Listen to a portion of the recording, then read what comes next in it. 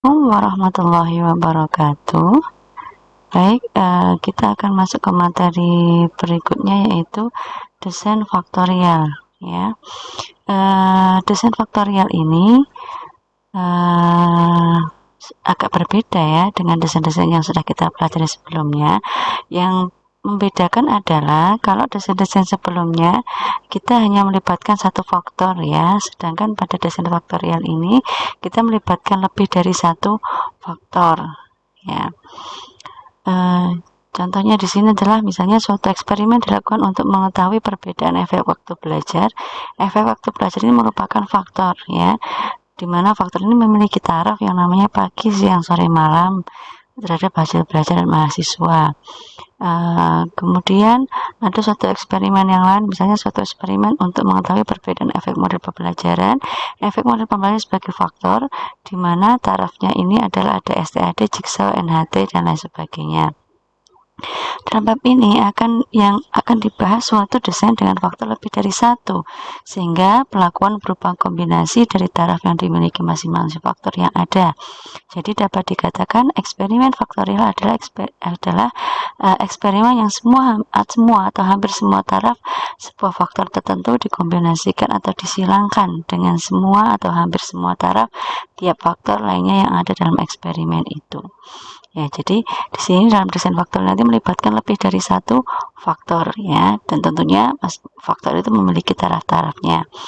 Nah, di sini ada desain faktorial A kali B, ada desain faktorial A kali B kali C ya. A kali B ini menunjukkan faktor ya. Kalau desain faktorial A kali B berarti dia melibatkan dua faktor. Apabila dalam eksperimen menggunakan dua faktor, misalkan dicontohkan A ya, faktor A dan faktor B, di mana faktor A memiliki dua taraf. Di sini misalnya tarafnya A1, A2, kemudian ada faktor B, tarafnya adalah B1, B2, B3. Maka skema umumnya seperti ini ya.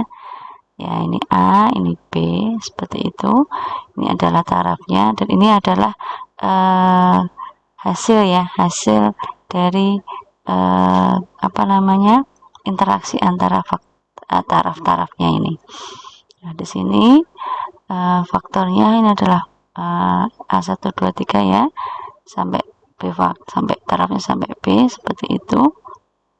Ini taraf dari faktor A.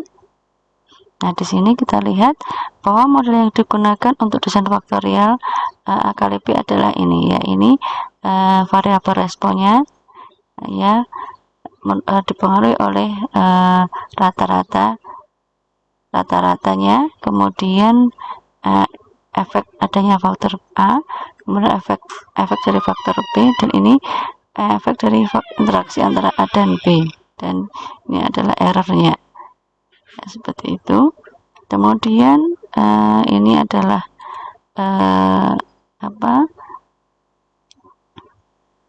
jumlah kuadratnya ya.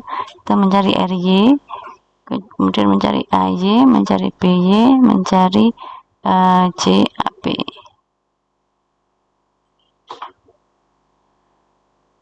Ada JAB, ada ABY, dan ada EY. Di sini pelakuannya ya, ada AB, kemudian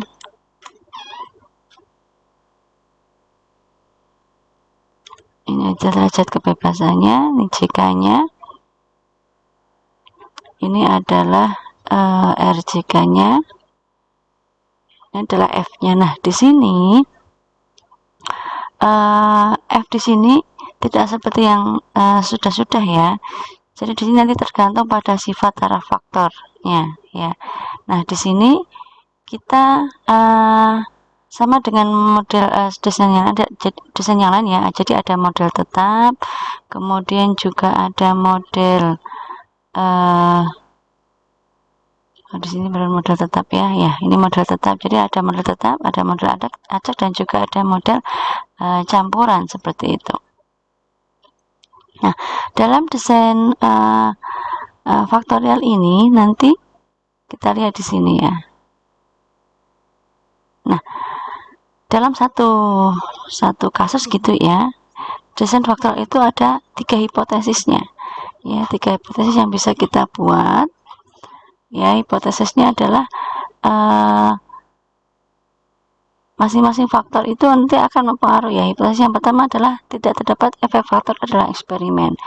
Hipotesis yang kedua, tidak terdapat efek faktor B dalam eksperimen. Dan di sini yang ketiga adalah tidak terdapat efek dari interaksi antara A dan B dalam eksperimen. Jadi nanti ada 3 hipotesis ya, dalam satu kasus itu ada 3 hipotesis.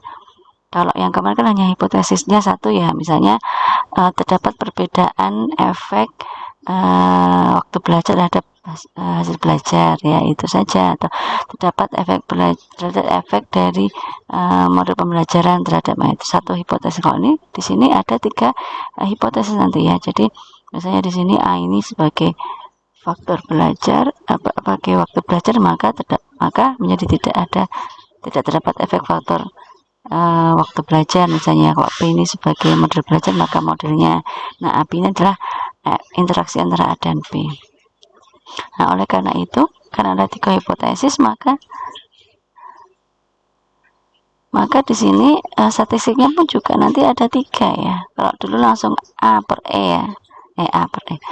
Dulu langsung P per E ya, perlakuan P per E ya, karena perlakuannya. Nah, di sini kan ada 3 perlakuan, maka nanti hipotesisnya pun juga everything-nya juga ada 3 ya. Ini untuk hipotesis yang pertama adalah A per E, hipotesis yang kedua adalah B per E, dan untuk hipotesis ketiga F-nya adalah AP per E ya, seperti itu ya. Jadi hipotesis yang pertama adalah A per E, yang kedua hipotesis kedua B per E, dan hipotesis yang ketiga adalah AP per E. Itu kemudian di sini F tabelnya juga tentu ada 3 ya, masing-masing ini memiliki F tabel masing-masing. Untuk yang hipotesis pertama, F tabelnya adalah F alfanya A-1, AB, N-1 ya. Kemudian hipotesis yang kedua,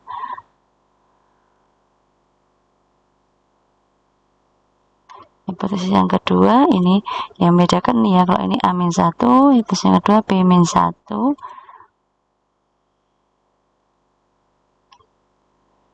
ya. Kalau yang 3 ini yang AB per E ini adalah A-1 kali B. Ini ada 2 A-1 kali B-1. Kemudian yang sebagai V2 nya adalah AB kali N-1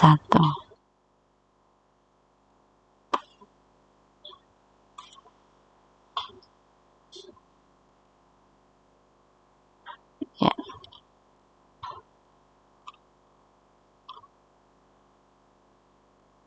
Ya, itu. Kemudian daerah kritisnya saya kira sama ya, seperti itu. Nah, di sini ada latihan. Di sini adalah untuk mengetahui efek temperatur dan kelembapan udara terdapat resistor tipe standar tertentu ya. Jadi intinya di sini adalah kita diminta untuk menguji apakah terdapat efek temperatur dan kelembapan udara terhadap resistor menggunakan model tetap ya.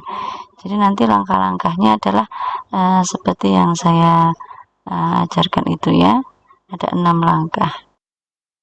Yang pertama adalah menyusun hipotesis ya. Di sini kita bisa menggunakan nanti, ini masih kosong, silahkan nanti diisi. Di sini tentu ada 3 hipotesis ya. Di sini silahkan nanti dibuat pernyataannya. Berarti hipotesisnya apa? Untuk yang pertama adalah kita bisa melihat ini, contoh ini ya. Bisa melihat contoh ini bahwa tidak terdapat efek faktor A adalah eksperimen ya. Berarti kita bisa menggunakan di sini tidak terdapat efek faktor, sebutkan faktor A di sini kan adalah temperatur ya. Tidak terdapat efek faktor temperatur dalam eksperimen gitu ya. Atau di sini juga bisa pakai tidak terdapat efek temperatur terhadap resistor gitu ya. H1-nya maka terdapat efek temperatur terhadap resistor. Yang B berarti terdapat efek kelembapan udara terhadap resistor. H1 kebalikannya. Yang ketiga, terdapat efek ya interaksi antara temperatur dan kelembapan udara. Yang B ini terhadap kelembapan udara ya, terhadap resistor. Maaf, yang B ini terdapat efek kelembapan udara terhadap resistor. Yang hipotesis ketiga, terdapat efek interaksi antara temperatur dan kelembapan udara terhadap resistor. H1 kebalikannya. Nah, silahkan nanti dilengkapi ya. Kemudian alfanya 5%, kemudian statistik ujinya adalah uji F, seperti itu. Kemudian di sini menghitung jumlah kuadrat ya, menghitung jumlah kuadrat. Di sini yang pertama adalah sigma YI. Sigma YI. Sigma Y ini kita peroleh dengan cara apa? Mengkuadratkan ini ya, 26 kuadrat ditambah 28 kuadrat. Ini sampai habis ya. Kemudian ini juga 28 ditambah 28 kuadrat ditambah 30 kuadrat, ini dan seterusnya, ditambah 30 kuadrat ditambah 29 kuadrat dan seterusnya sampai 37 kuadrat ya. Ini untuk sigma Y kuadrat. Nah, kemudian untuk RY ini adalah C000 ya, C000 ya, C000. Nah, di sini atau C0 ya, C0 atau CO ya, CO di sini memang mirip ya, C0 dan CO. Nah, ini adalah kuadrat dari jumlah besar. Jadi nanti jumlah besar ini, jumlah besar di sini dikuadratkan dibagi A kali B kali N. A kali B kali N ini adalah bisa dikatakan sebagai A ini sebagai taraf faktor A. Kita lihat di sini taraf faktornya A ada 3 ya. 10 derajat Celcius, 20 derajat Celcius, ada 30 derajat Celcius. Jadi ada 3 ya, faktor A-nya ada 3 taraf, faktor B-nya ada 10% dan 30% ada 2 taraf untuk faktor B, sehingga A-nya 3, B-nya 2, dan N-nya adalah banyaknya sampel pada masing-masing sel ini ada berapa? Ada 4 ya. Jadi 3 kali 2 kali 4.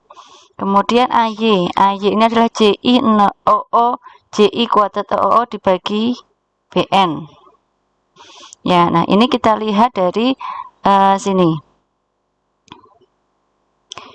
JI OO ya, kita lihat JI itu adalah penjelasannya nih. Ya, sigma YIJK ya, J-nya 1 sampai P, K-nya 1 sampai N, yaitu jumlah nilai pengamatan yang ada dalam taraf ke I faktor A. Nah, jadi yang mana taraf ke I faktor ke A? Kita lihat di sini adalah nanti kita akan taraf ke I faktor ke A ya, berarti di sini ya. Nah, gini kita jumlahkan nanti. Nah, ini adalah taraf yang pertama ya, jumlah di sini ya. Kemudian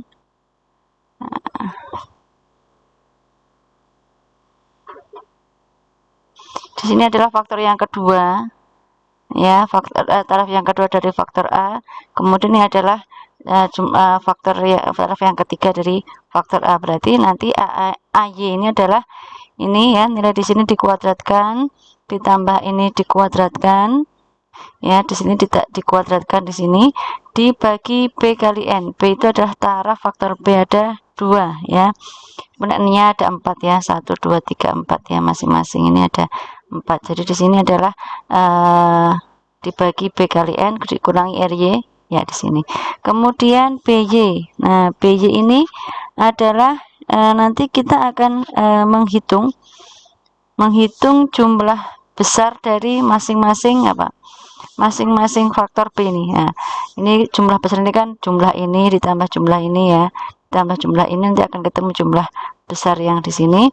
Nah, BY ini adalah ini, jumlah ini dikuadratkan gitu ya, ditambah ini dikuadratkan dibagi A kali N. A-nya adalah faktor A yaitu 3 ya, kali N itu adalah masing-masing 4 ini ya, dikali dikurangi RY-nya.